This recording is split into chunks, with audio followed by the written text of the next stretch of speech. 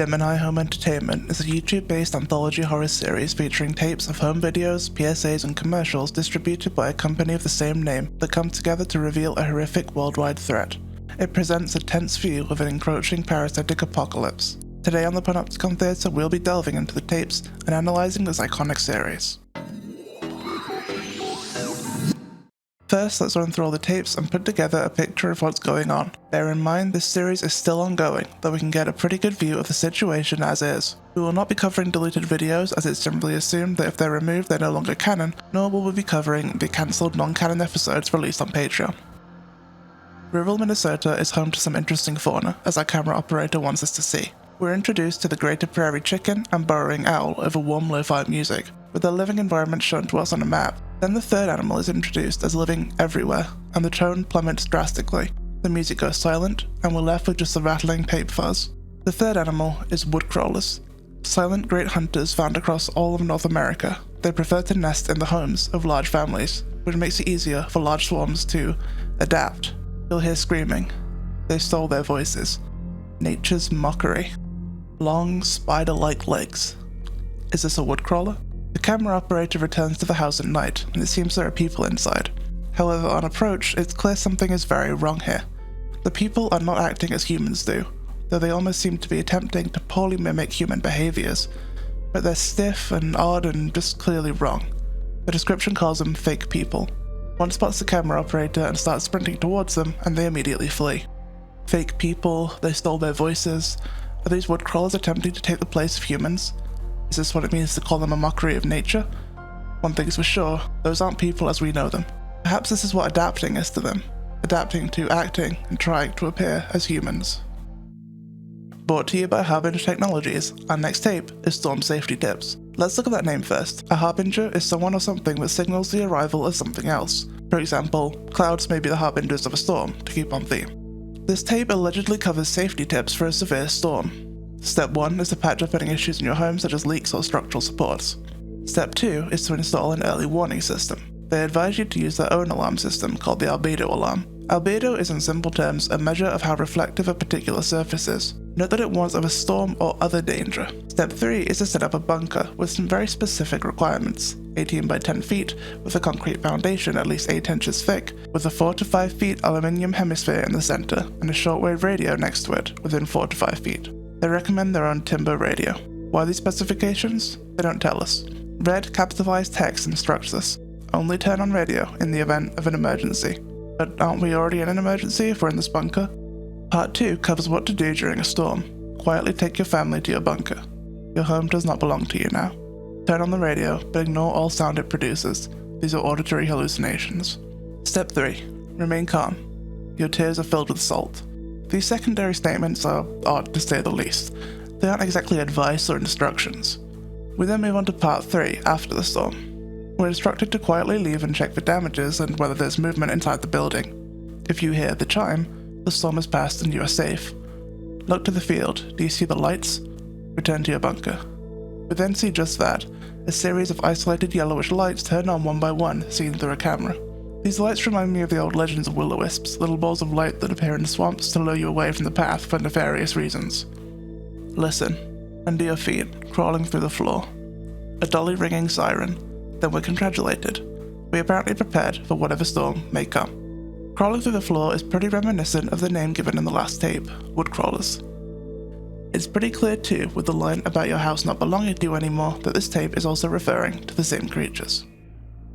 This tape is brought to us by Regnad Computing, which, if you didn't notice, is Danger backwards.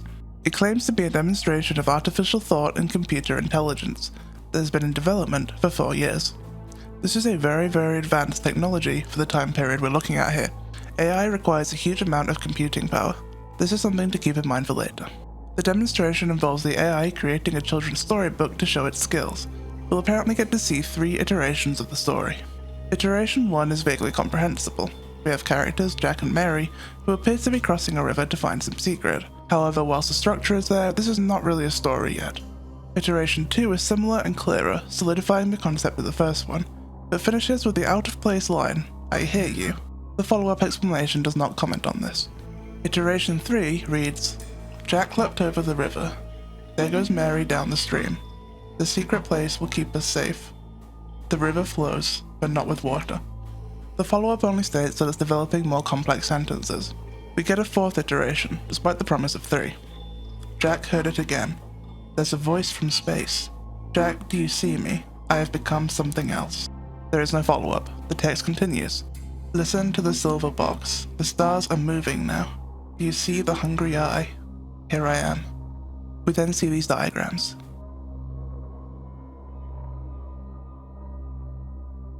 Let's review. Jack and Mary are searching for a secret place to keep them safe. Something like a bunker perhaps. And a silver box to listen to. Perhaps like a radio or an early warning system. And I have become something else. Much as the humans seen in worlds where as animals have become something else. What about this hungry eye? Well, let's look at that diagram now. We know the story references a voice from space and moving stars, so with that detail, these look a lot like stellar bodies. A hungry eye. Could this be what that is referring to? A few planets are referred to as having eyes, specifically Jupiter and Neptune. This also looks to me like a planet or other celestial body with an eye, but this planet is noted as being both alive and possessing intent. It appears to be looking towards a much smaller body. We can assume this is Earth. The second diagram seems to show something being sent down to Earth, then changing into something else. Something with long appendages and a single eye. Though we were promised 3 iterations, we actually saw 5 overall.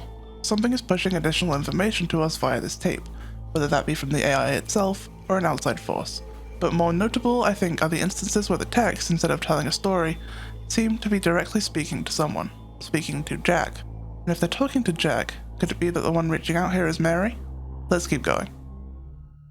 You surely must be familiar with diagrams of the solar system. Of course, we have the Sun, Mercury, Venus, our home planet Earth, Jupiter, Saturn, Uranus, Neptune, and... oh, that's a new one. And of course, we can't forget Pluto. This tape leads us through a few facts about the Sun, Mercury, and Venus, then we get to Earth, described as one of the only planets in our solar system capable of supporting life. One of the only. We go through Mars, then to Jupiter, where its familiar great red spot is described as not an eye, but an open wound. Saturn's rings are called the Gateway. We see this. That looks like Neptune. Speaking of, here it is. Neptune's dark spot is described as the lens, and apparently Neptune has been mutated. And then this. The iris. It is with us now, laughing at us.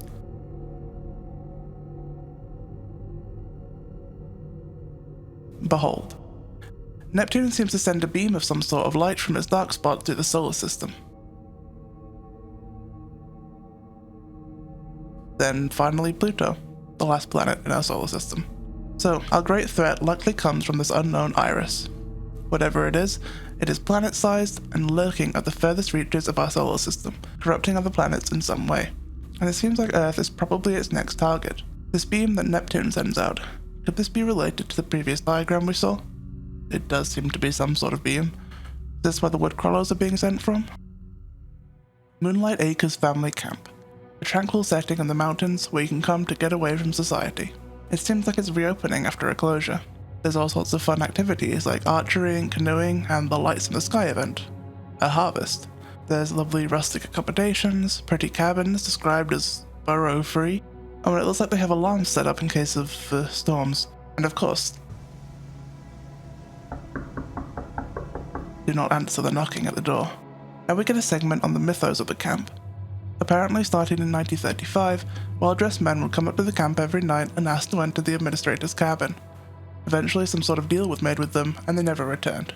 Another myth is that of so-called skinwalkers being sighted around the same time span in the 30s. Skinwalkers come from Navajo legends and are a type of witch that can take the form of animals. Considering the similarity here, it's likely that skinwalker here actually refers not to the Navajo legend, but to woodcrawlers being connected to these stories. We then see this sequence. Some sort of crooked, thin leg, more door knocking, a quick pan across a tree line at sunset while birds shriek, and a very blurry shot of some sort of aperture. Then, vessels. A series of blurry, strange photos of various camp staff who are all labelled as answer to door. Then this, labelled simply as ask to enter. We see this sequence.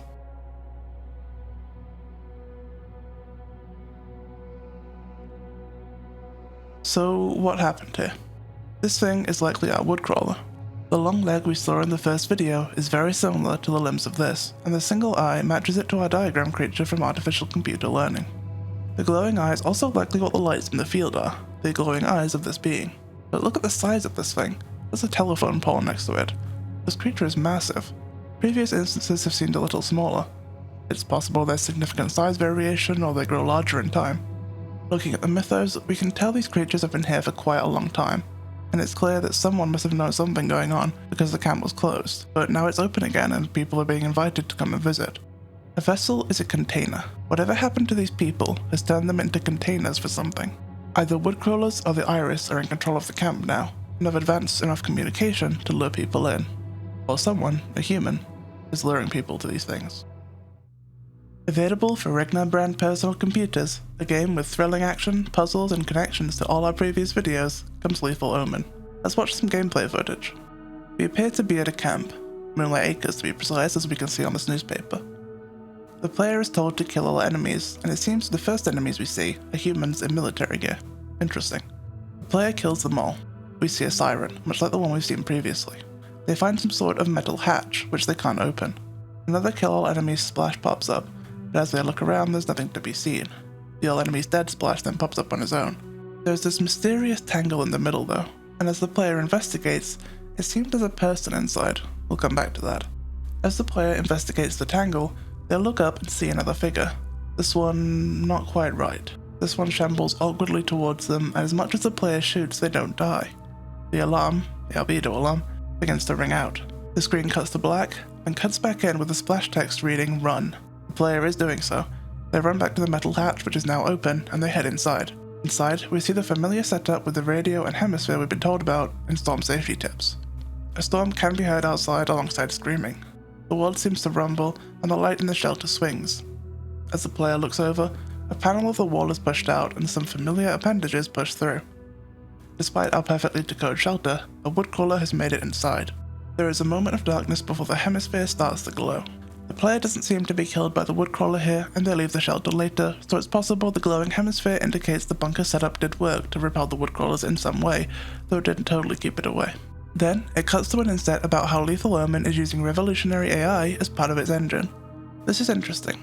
We know from artificial computer learning that Regna has access to a ridiculously high-level AI that seems to have an awareness of what's going on in the world regarding woodcrawlers and the Iris. This implies once again that the AI is hyper-focused on these events and is trying to communicate something about them to the public. Back to the video. The player seems to walk out into the evening, where distant animalistic howls can be heard. They turn, and in the sky, we see a massive planetoid shape, the Iris. It's so close to Earth here, looking down on our player. Speaking of the player, though this is the end of the commercial, is not the end of Lethal Omen. In fact, Lethal Omen is an actual game you can download and play yourself, linked in the description of the video. We'll explore that in just a moment, but I actually want to cover the next video first, just to provide context for a particular item. Let's go ahead and do that now. The wilderness is a dangerous place, so it's a good thing Jack Welder is here to give us some tips. Jack, huh? Jack runs us through some basics, important things to bring and dangers we might encounter. He then tells us how to deal with particular dangerous wildlife, bears specifically. Or maybe that isn't exactly a bear, which gives us an interesting bit of information. Woodcrawlers can take over animals the same as they can with humans, apparently. Then some plants to watch out for and their effects: poison ivy, water hemlock, and nature's mockery. This can apparently cause hallucinations, sudden muscular paralysis, body disfigurement, and flesh decay, but notably not death. No matter how badly it ruins you, you'll live through it. Doesn't it kind of remind you of the tangle we saw in Lethal Omen? This is the main point I wanted to bring to you before we moved on to the game. Next up are some sounds to watch out for: coyote howls, cougar screams, and auditory hallucinations.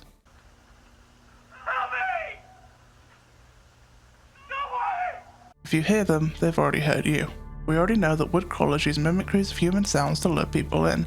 They stole their voices after all. Next, some tips on building a fire. Jack tells us if the fire doesn't start, though, to follow the lights. I don't tend to include my feelings in these sections of videos, but I have to say I think this scene may be one of the creepiest and most effective scenes I've ever seen in a horror production. The primal human screams for help combined with the stiff puppet movements, the sun shot behind so the figure's in shadow so you can't really see their features, the knowledge that they're bait, and the way it leans over at the end and you know it knows you're there. Ugh. Next up is what to do if you get infected. Wash it clean, use an antibiotic, and rip it out of you. Time to go home.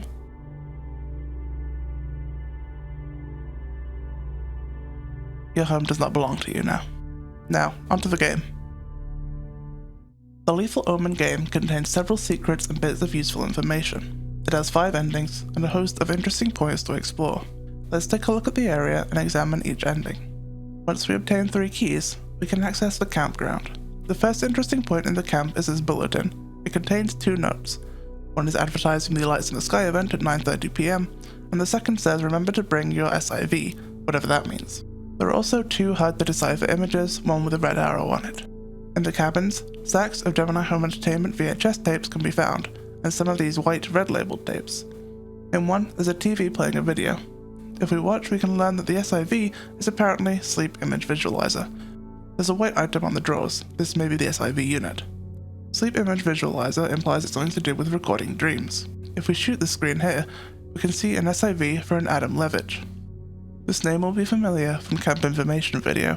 Adam Levitch was the men's club supervisor, who answered the door and is now labelled as a vessel. Not much can be made of the visualization. It seems to be a tree silhouette at evening. The white tapes seem to be SIV recordings. In another cabin there are more SIV units and a VHS about the albedo alarm settings. Another cabin is in a very messy state. The final cabin is also messy, but more than that appears to have a crack or slice in the floor.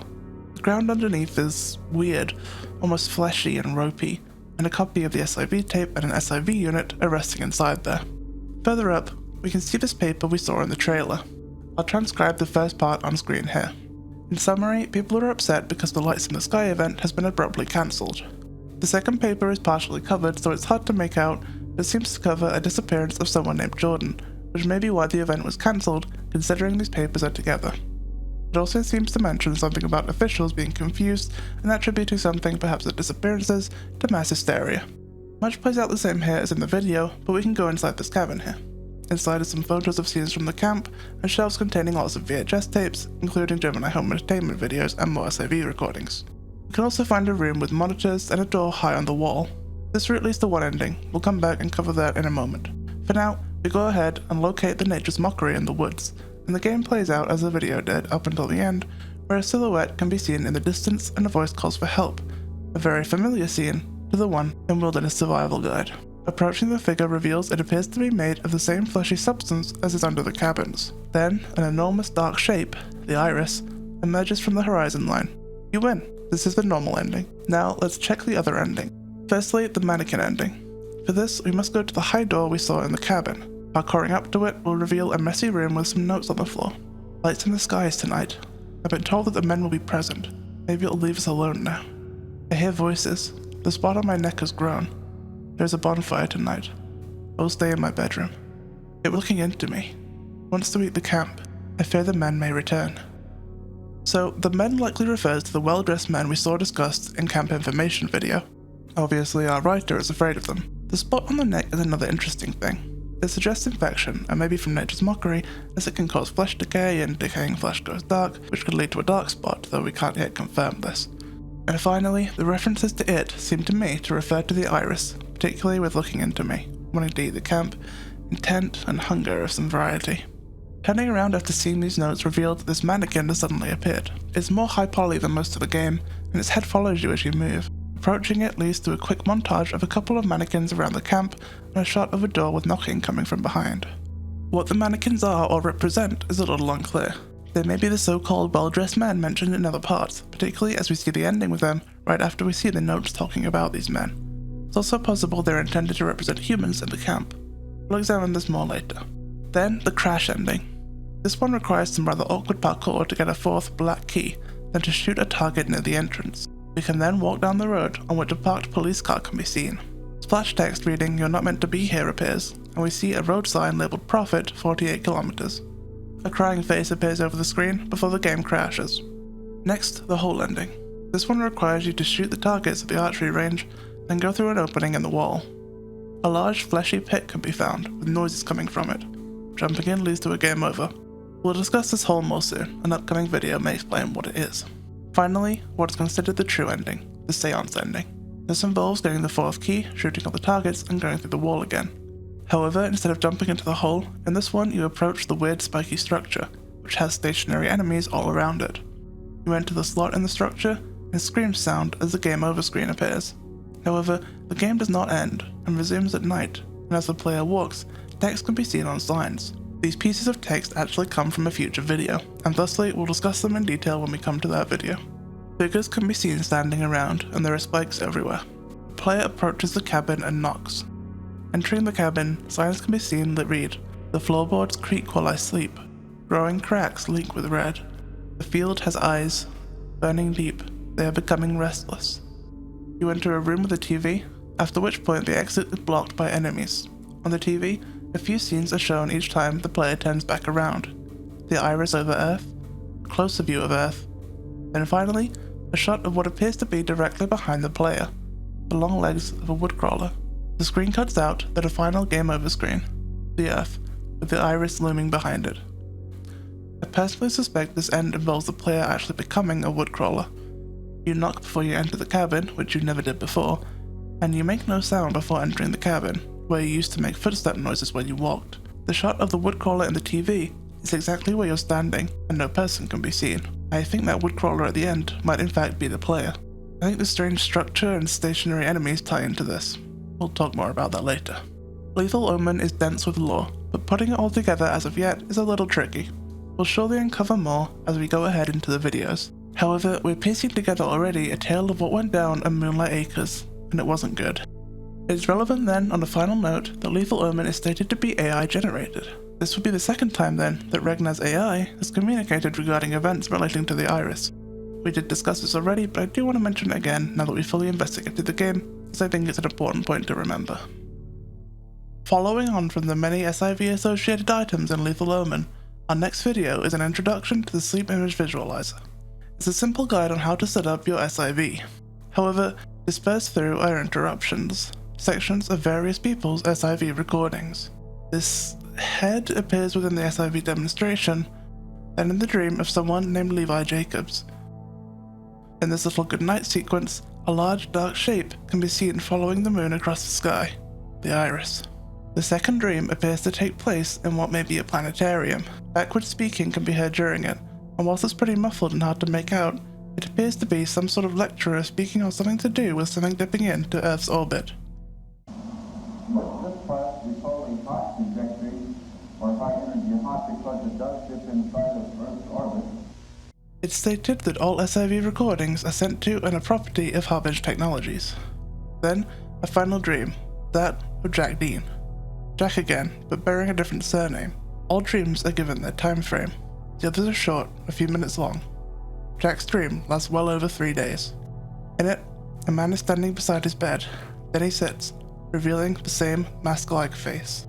The text assures us that the images produced do not reflect reality, and that dreams cannot tell the future. Finally, we get a dream from Joseph Allen, who does not have an end time. Apparently Joseph had not stopped dreaming, or at least hasn't woken up. In his dream, the iris emerges from the horizon, blocking out the sun. This is our third reference to a Jack, and it's clear by this point that our Jack is very deeply involved with this whole iris ordeal. On the Gemini Home Entertainment YouTube, this image of a newspaper article was posted. It appears to be part of an article about a missing person, Jack Wilder Dean. There we go, his full name, and some more info on him. He's a wildlife expert, which we kind of knew. He went missing sometime in May of whatever year, and his disappearance has turned into a massive manhunt, so it's possible Jack is a reasonably well-known personality. And it sounds like he went missing while filming something to protect and enlighten. It's safe to say at this point that World's Weirdest Animals and Wilderness Survival Guide are both connected to him. Jack's SIV recording is from May. Could this have been the point he disappeared? Let's keep going. Our next video comes to us from a new company, Optica Video, and as the title suggests, it's a list of, as they say, fun classic games to play with friends. These are indeed familiar children's games: hide and seek, freeze tag, sardines, and feed the woods. I don't think I played that one. All players wait until it's very dark and your parents have fallen asleep. Sneak outside very quietly and gather all of your friends. Go into the woods. Walk until you cannot see the lights anymore. Scream at the top of your lungs. Well, it's pretty obvious that this is intended to lure people, children, out into the woods, where they can be easily caught by woodcrawlers. We see this sequence of darkened woods images with blinking indicators and overlaid crying faces. One contains a single light, maybe similar to the one-point lights we've seen on creatures before. These faces are the same ones seen in the crash ending of Lethal Omen, and we see a police car there too. The game ends when the forest is fed. Optic of video. Optic refers to the eye, and it's pretty safe to say from this video that optic of video is either part of or working for the iris to provide more sources of humans for it to consume.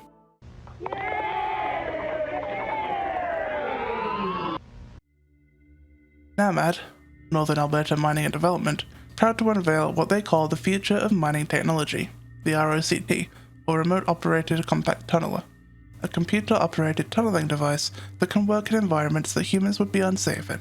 It features a camera and mic for observation and navigation. As we watch a shot of it look around, sudden footsteps sound, and the camera goes black as something seems to grab the ROCT, but the death tracker shows us that the height of the machine drops rapidly. It attempts to reboot. We're then informed of its heavy-duty battery that can keep it going even when compromised. Back with the ROCT camera, we're looking around a deep cave, strung with some fleshy, fibrous forms. Another insert.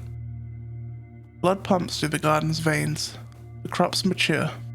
The ROCT then moves around and sees V's. These have been confirmed to be called gardeners in meta. The ROCT seems to be trapped within this fleshy stuff now. Another insert. Shifting tendons shape anatomy. Mutation of the heart. The woodcrawler reaches in, and suddenly the ROCT is again sinking extremely rapidly down, before it appears to hit something and breaks. The phrases seen in the inserts here are familiar. They're the ones seen on the trees in Lethal Omen. To put all the separate lines together, shifting tendons shape anatomy, mutation of the heart. There are fewer livestock now. Wretched hands tap my window. A stranger's fangs scrape the walls. Blood pumps through the garden's veins. The crops mature. So what can we make of this? Let's go part by part. Shifting tendons shape anatomy, mutation of the heart. To me, this sounds rather like the way the iris seems to corrupt things, both people and landscape.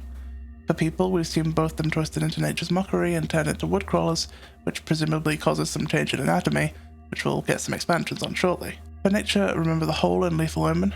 This, and the underneath of the floorboards in the cabin, resemble to me the cave we see in this video. Mutation of the heart. Could this suggest the iris is trying to mutate the earth from the inside out? Wretched hands and a stranger's fangs to me refers to the woodcrawlers trying to lure humans out, or in general just the idea of humans having to see these twisted, no longer humans lurking around, knowing what they once were, but knowing now that all they want is to consume you in whatever manner they do. And the livestock, crops, and garden all point to this idea of a food source, of growing more of these various creatures and beings of the iris to devour and subsume Earth, and they seem to be growing it deep beneath the Earth's surface. This video comes to us from the Warner Area Department of Health, and it's an educational video covering something called deep root disease. First, we cover roots, which apparently grow underneath bulbs and speed up their growth as the stage progresses. The swelling of the root's base causes the surrounding area to become discolored. Roots will continue forming until reaching bone, at which point they are able to spread freely. It's pretty clear at this early point that this is a disease affecting living beings, and that this rooting is taking place within a body. Next, we learn how the disease is contracted, but all this person is doing is sleeping. There's a weird noise in the background though. Now, bulbs, which appear on exposed parts of the body and are the first visible signs of the disease. They can range from 2 to 10 centimeters across. They become inflamed, and sores develop as rooting progresses, and form more rapidly at the climax of the stage. The inflammation then abruptly halts as sprouting begins. Now we're given a diagnosis test. Instead of just physical symptoms to look for, we're also asked to ask psychological and memory-based questions. If they remember their mother's name, if they've stopped dreaming. This heavily suggests that DRD also affects the brain and mental state. That fact that it seems to affect dreaming may be connected with the SIV recording situation. We'll discuss this further later. If 4 or more symptoms show, apparently, they've become something else, and we're to proceed with protective safety measures, though we're not told what these are. Then we get to sprouts, and we see this visual of a sprouting form splitting into what at first resembles a hand, then branches more fully into a plant-like form. We then see the person lying in bed from the contraction section. They're suddenly yanked down out of the bed and out of sight. So, that's how you contracted.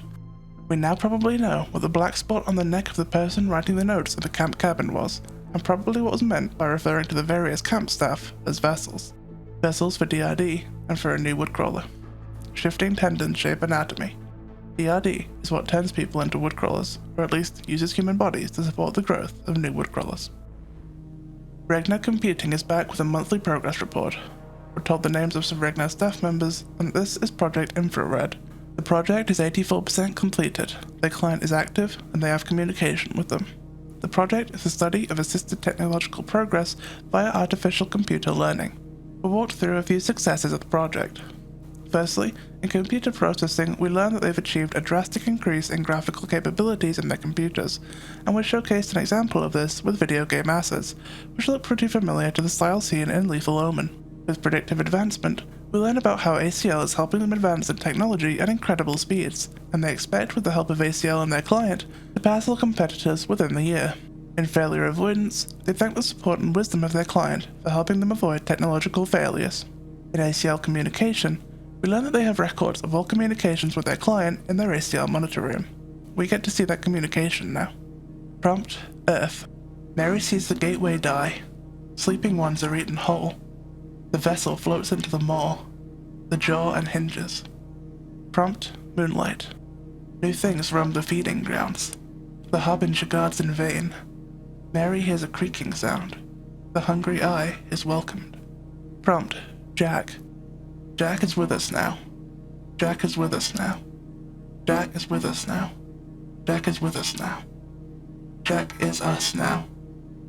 We expect to meet our client in person in as little as 7 months.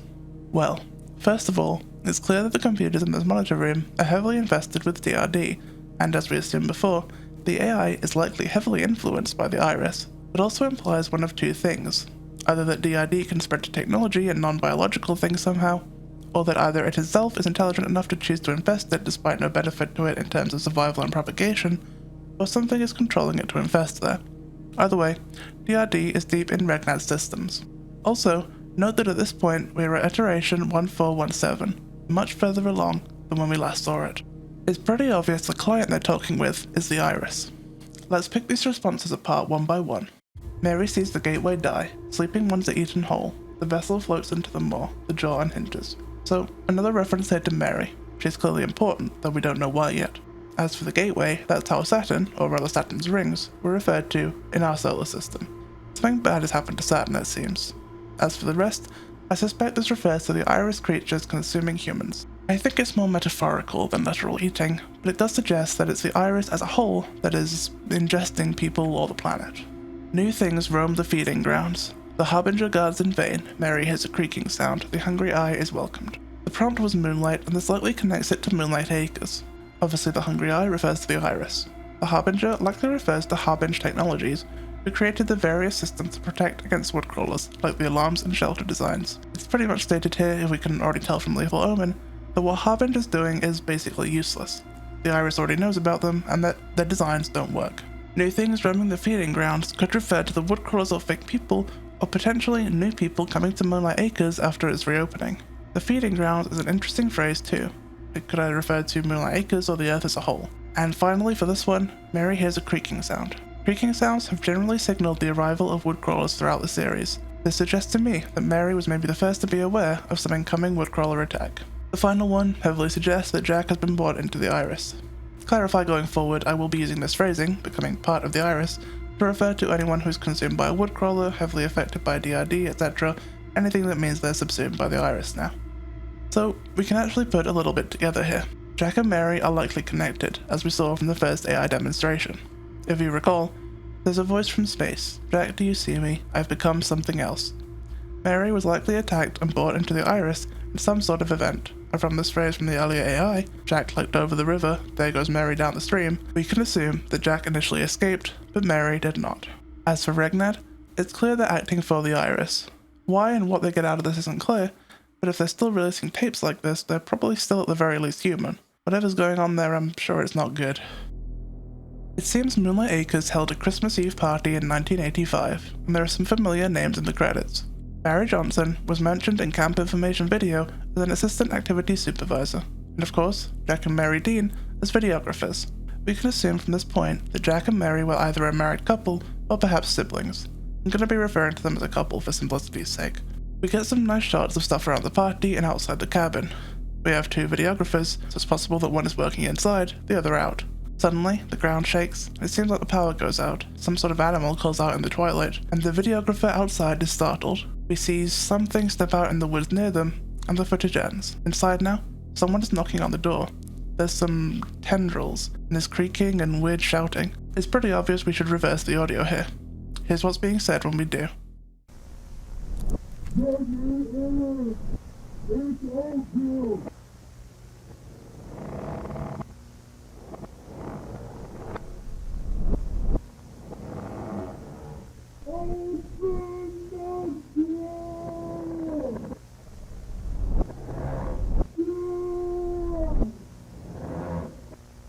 Then we get some additional photos from the night. Jack, do you hear me? I've become something else. Mary has changed into whatever this tendrilled thing is.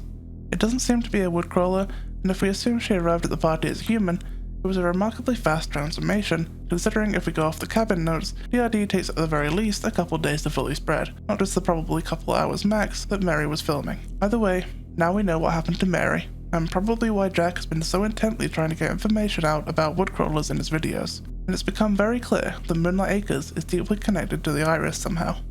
Let's keep going. Optical Video is back again with some help for home invasions, and as they say, home invasions can be stressful, but they're here to prepare us for one. First of all, they give us some things to keep in mind. Doors and windows can be locked to prevent intruders, allowing for authorities to be called. Houses can have a number of security systems such as cameras and alarms, which may be disabled by blunt force. Most home invasions take place at night, therefore can be dissuaded by significant lighting. Next, a list of common methods of entry.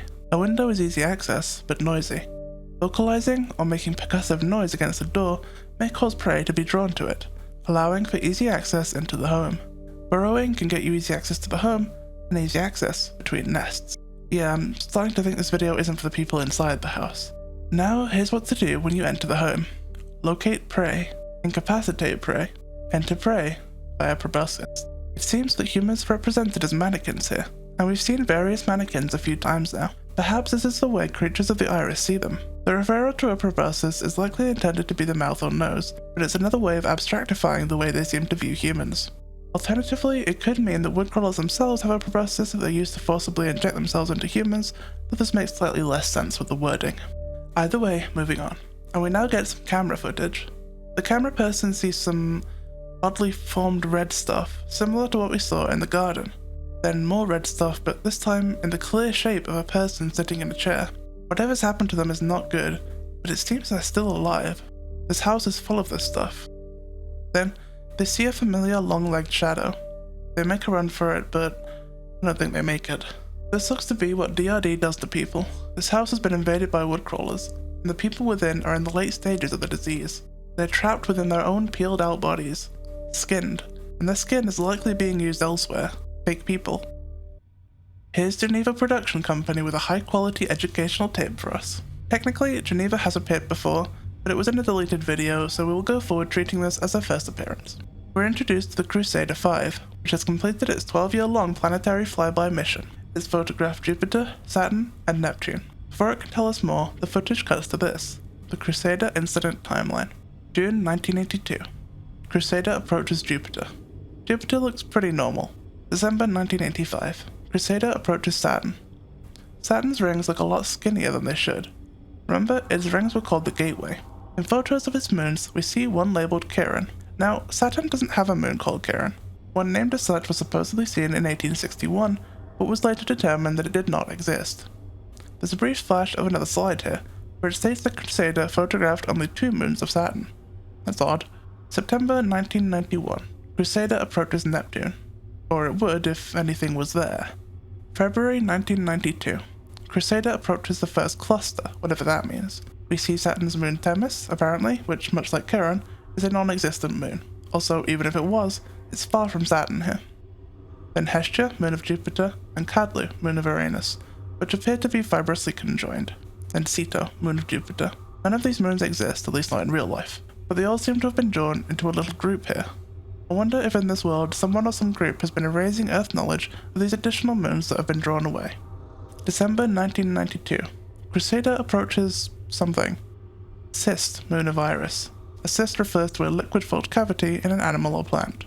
Umbilic, moon of Vitreous. Umbilic technically means the center of something, but it's likely used here to invoke an umbilical cord. Mucus, moon of Iris. Mucus is a made-up word, though potentially meant to invoke mucus. Macula, moon of Iris.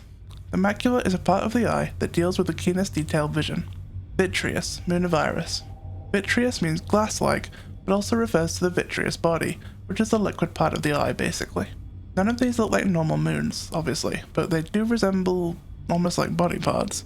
Going back to Hestia and Kadlu, I wonder if what's happening to them here is what happened to these celestial bodies too. Maybe these moons were once moons of other planets, or planets in their own right, sucked into the Iris's orbit and mutated, just as DRD mutates humans. Maybe that's what they're doing to Earth. Maybe that's where Neptune went. January 1993, and Crusader experiences a sudden gravitational pull, and gets yanked towards this. Enormous and fleshy. Crusader gets pulled inside. It passes through some areas that are referred to as internal body parts. It's pretty clear this thing is alive. In February, it reaches what is called the conscious mind. There's a month between entering and reaching this point. Either Crusader slowed down a lot, or the iris is unimaginably massive. Once it reaches the conscious mind, we see a few images marked from May 6th to 9th, 1993. The same dates we saw for Jack Dean's SIV. This appears to be likely Jack himself in bed, being stood over by a person destroyed by DRD. We'll come back to these images in just a second. Somehow, the Crusader seems to be seeing images that the iris itself is thinking about or processing. There's also this image of some sort of tower or building, though what it is isn't clear, nor where exactly this is. This may be something on the inside of the iris, or something from Earth it's thinking about, such as the exterior of this room seen in this SIV, or something else. It might be where the iris is contacting Regnad from, sending signals to their antenna. This image is from October. Then, for 7 months, the signal is lost. In May 1994, the signal appears to be picked up again approaching Earth. So first of all, I don't think Crusader 5 is returning alone. If we remember from Monthly Progress Report, Regnad expected to meet their client in 7 months from October, the time the last image from Crusader was received. I suspect Crusader 5 is not returning of its own volition, but instead is still within the iris, and the iris itself is approaching Earth, and it appears to be moving very, very fast. As for the images of Jack, there's a little to unpack here. If we remember from sleep image visualization, they stated that the SIV does not show reality. In Jack's original SIV, we saw a mannequin figure beside his bed. In this alternative perspective of the same event, we saw a skinned human affected by DRD. I think it's safe to say at this point that mannequins are a representation of how the iris and its creatures see humans, where the reality may be more like this. This marks the end of what are considered the full box set videos, but there's still more to go through in what are called the library videos. These additional videos do not bear the branding of GAG. Let's get into them. First of all, this video is marked only for internal use of Moonlight Acres. The following segment is a broadcast that utilized a live feed of Lake Mountebank in Canada, approximately 25 minutes before first attack. We see a shot talking about the weather, before a section is marked in red and zoomed in on. We can't really make out much here. Then the scene cuts to a note. May 3rd, 1946. Curtis, come down to the camp this weekend. Bolton and I have devised a plan on how we can continue to uphold the deal without giving in to these beings' abhorrent demands. Richards has seen a bear lurking near the boys' cabin. We will go out and shoot it. If the statue wants a sacrifice, it will have to settle for this. I'll be a pawn no longer. Curtis, I tell you this with complete certainty. If I could do it over again, I would never have made this deal. Glenn Arthur. May something, 1946. Wretched Hands tap my window. A stranger's fangs scrape the walls. We then see various shots of something, and marked out for us are people within it, or at least what used to be people. We can recognize a few names. Bo Nadler was at the Christmas party doing photography. Although we haven't seen a Lloyd Michaels, we've seen a different Michaels, Truman, who was the head of Camp Satisfaction and who became a vessel. And of course, Mary Dean and Glenn Arthur. Photo comparison shows an exponential increase in organism deterioration since mutation. Organism has since lost all resemblance to a bear. So this is a lot. Someone called Glenn Arthur has made a deal. From the camp mythos, we know that, starting in 1935, well-dressed men would come up to the camp every night and ask to enter the administrator's cabin. Eventually some sort of deal was made with them, and they never returned. Glenn Arthur seems to be our camp administrator who made the deal. and now seems to have to make sacrifices to something he refers to as the statue. Instead of what the statue seems to actually want, which we can pretty much assume is humans, Arthur kills a bear and gives that over. And from the notes at the end, we can assume that this is what became of that bear, and what became of the people at the party and some people from the camp. The statue didn't want the bear, and now it's got all these people twisted up together in this horrifying mockery of biology. This was the thing pulsing its roots into the cabin and calling out to Jack. This is the something else Mary became. This is why Jack warned us early on about dangerous animals, bears in particular. We see a shot of what appears to be nature's mockery in a petri dish. It spurts some stuff out. Then we see an SIV from a Barry Johnson, who was an assistant activities supervisor at Moonlight Acres, early in the morning of July 10th. We see what appears to be a person peering through a slot, though the face is odd. We're then shown a holding room design, again property of Moonlight Acres, and are indicated that Levi Jacobs, head of security, is also here. You may remember this name. We saw one of Levi Jacobs' SIV dreams in the SIV video. It is likely that the slot we saw in Barry's SIV is this slot in the holding cell. This design is very similar to the shelter design, so it's possible this is a repurposed shelter, maybe even the same one we see in Lethal Omen. 10 days after this SIV. It's 1991, and apparently this is self-quarantine. This indicates that the SIV is from the first day of quarantine. Music is playing, Earth Angel, as sung by Marvin Berry and the Starlighters incidentally, and there's light. The shot is presumably from outside the holding cell. We're shown a human figure seemingly going through DRD. Then, it's August 6th, 27 days into self-quarantine. There's no longer light or music inside the cell, but we do hear some noises, not really human ones.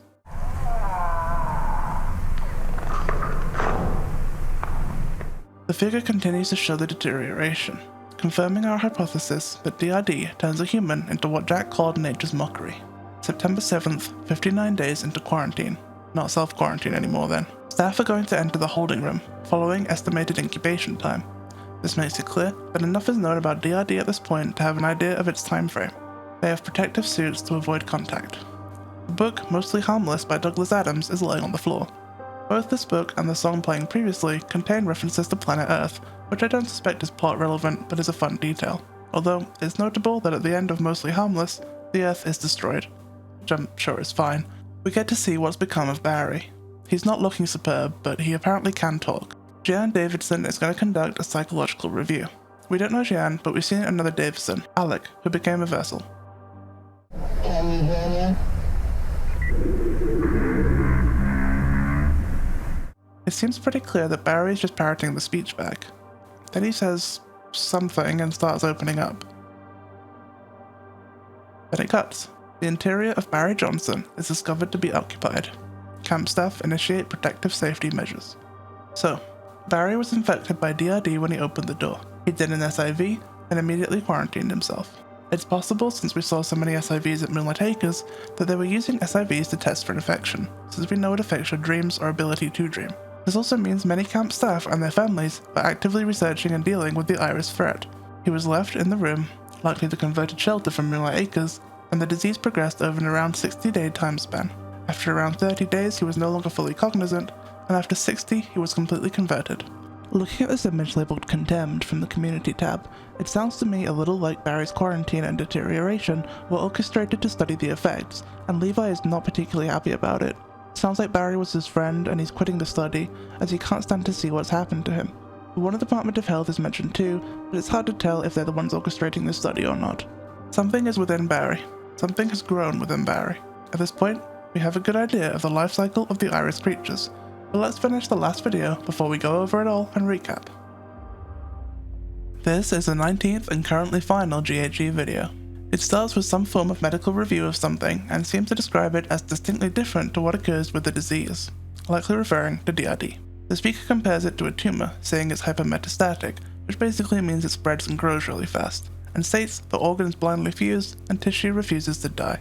It then shows this diagram, which appears to be a bear skull compared to an enormous malformed skull.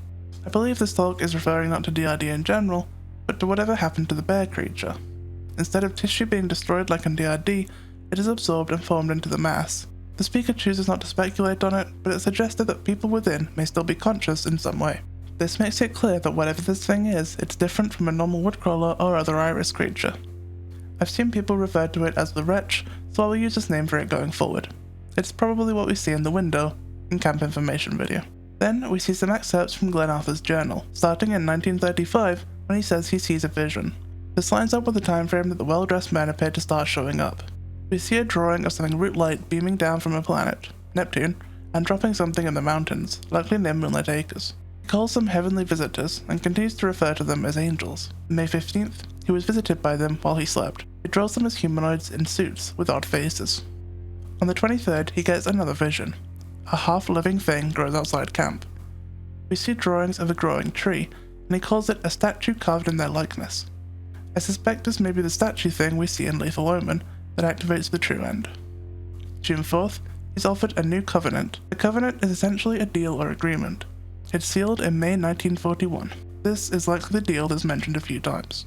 We see peaceful footage from around the camp, including a weird tree that appears to again resemble the one in Lethal Omen. May 1946, and the deal is broken. This is when they gave the bear to the statue. We then see another diagram similar to the one in Shifting Tendons, but this time the body seems to shrivel and twist up.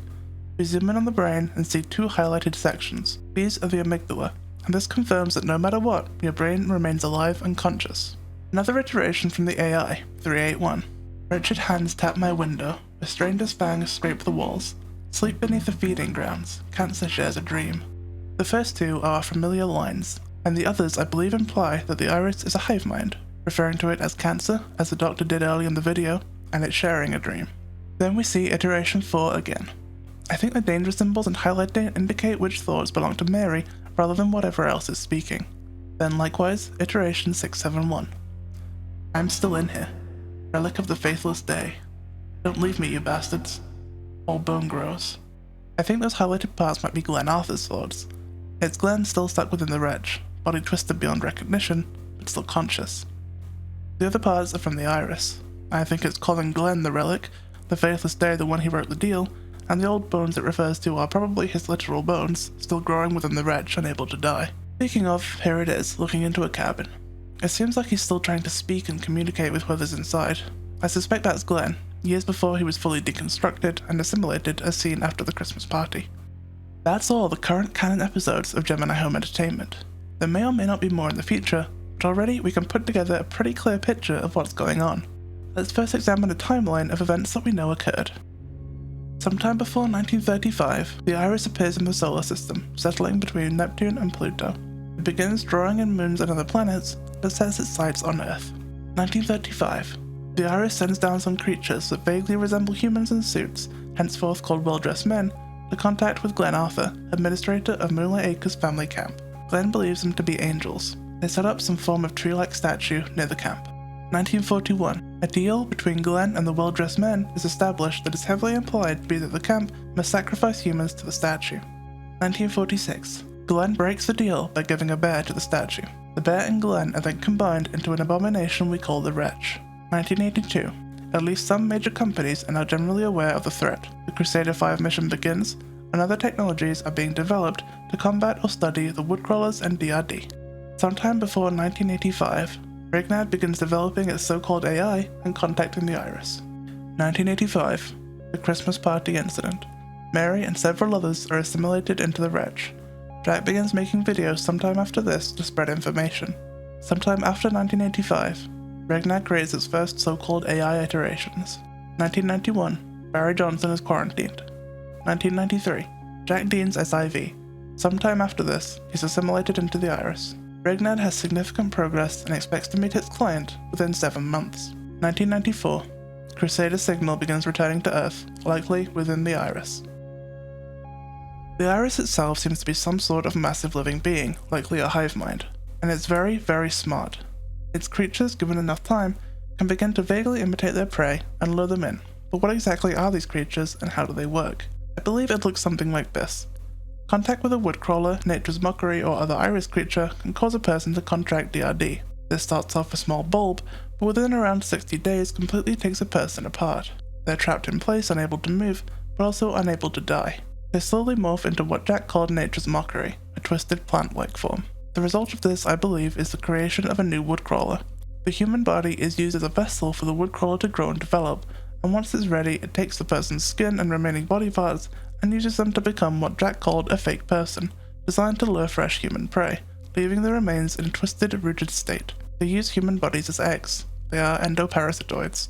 There are real-life creatures that do this, lay their eggs in another living thing until they hatch. Underneath the ground, iris creatures are changing and mutating the Earth down to the core for an as-of-yet unknown reason, but likely for the purpose of bringing the whole planet into the iris, either as a breeding ground or food source. Essentially, humans are cattle to the iris, a food source. They likely see us as mannequins, faceless foodstuffs. To me, the iris reads as a giant mycelium network. The RD victims and roots do greatly resemble mycelium, and it would make sense what's happening under the planet if we look at it this way. The iris is turning Earth into a giant structure of its mycelium, absorbing the food sources of the planet to feed itself and its creatures. I read it very much as a parasitic fungal network. There's something called sclerotia, which is essentially a hard mass of mycelium. It's something fungi species create to store nutrients. I wonder if this is what the iris is turning planets into.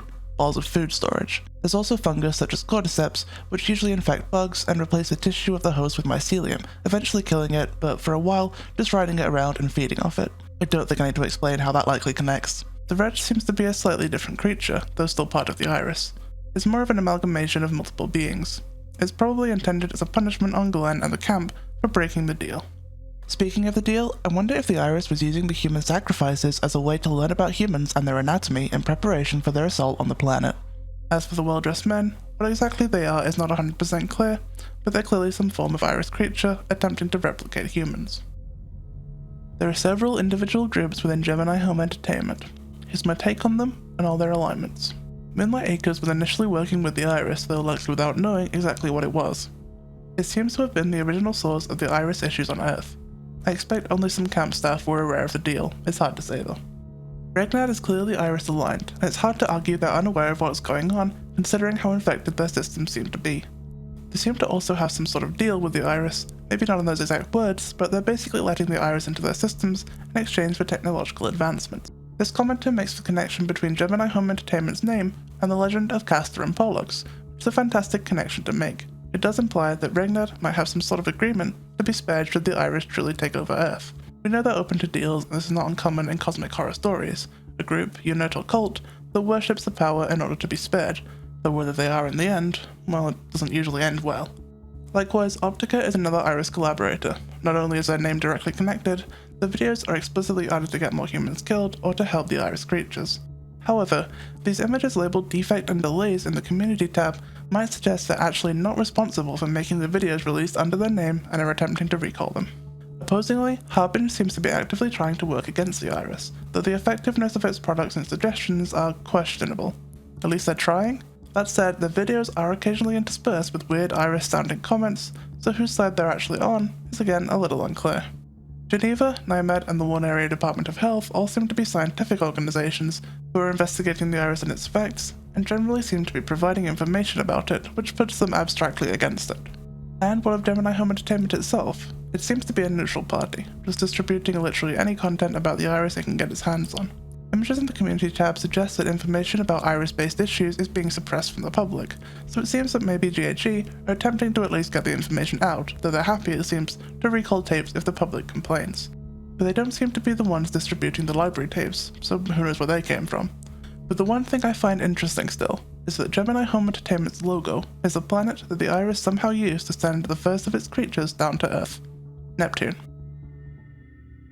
The deeper you get into Gemini Home Entertainment, the more it unveils, and the creepier it gets. It's simultaneously quite clear about what's going on, and yet filled with unanswered questions. And there's so much going on. Parasitic infections, diseases that keep you mangled and trapped but still alive and aware, fake people using the voices of your friends and family against you, monsters luring your children into the night, humans who are willing to serve evil for their own gain, and behind it all, an unbelievably massive, incomprehensibly powerful planetoid being that's sentient and alive and intelligent. And it's coming. It's coming soon.